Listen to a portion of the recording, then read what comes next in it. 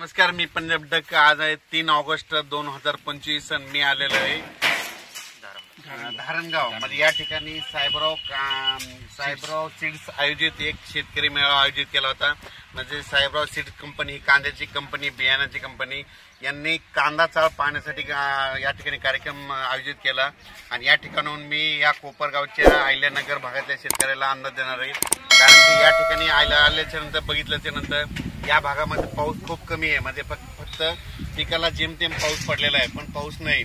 मग या कोपरगाव तालुका तसेच अहिल्यानगर जिल्ह्यासाठी सांगू इच्छितो की तुमच्याकडं 10 ऑगस्ट पासून ते 17च्या दरम्यान चांगला शेतातून पायाने बाहेर निघणार असा पाऊस येणार आहे. म्हणून तुमच्यासाठी ही आनंदाची बातमी. म्हणजे 10 ऑगस्टला तुमच्याकडे पाऊस येणार आहे. 9 ऑगस्टला देखील येणार आहे, पण थोडाफार कमी पडणार, आजूबाजूला पडणार आहे. 10 तारखेपासून ते 17 तारखेपर्यंत चांगल्या स्वरूपाचा पाऊस पडणार आहे, म्हणून हा अंदाज लक्षाचा.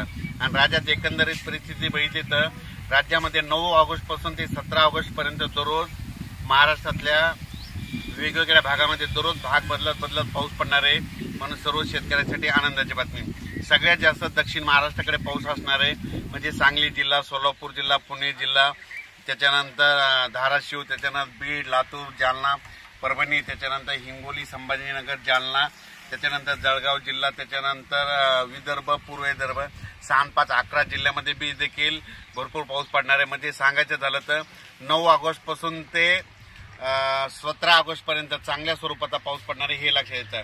त्याच्यानंतर सांगायचं झालं तर आता मी आहे उत्तर महाराष्ट्राकडे. म्हणजे उत्तर महाराष्ट्राकडे नाशिक जिल्हा, नंदुरबार, धुळे, जळगाव, चाळीसगाव तालुका, तसेच या कोपरगाव, वैजापूर, येवला या भागात 10 ऑगस्टला मध्ये इकडल्या भागामध्ये पावसाची हजेरी लागणार आहे. म्हणून हे अंदाज या उत्तर महाराष्ट्रातल्या शेतकऱ्यांनी लक्षात घ्यायचा. आणि या ठिकाणी कोपरगाव या ठिकाणी आहे, म्हणून या भागामध्ये पाऊस नाही. यांच्यासाठी खास करून सांगतो की कोपरगाव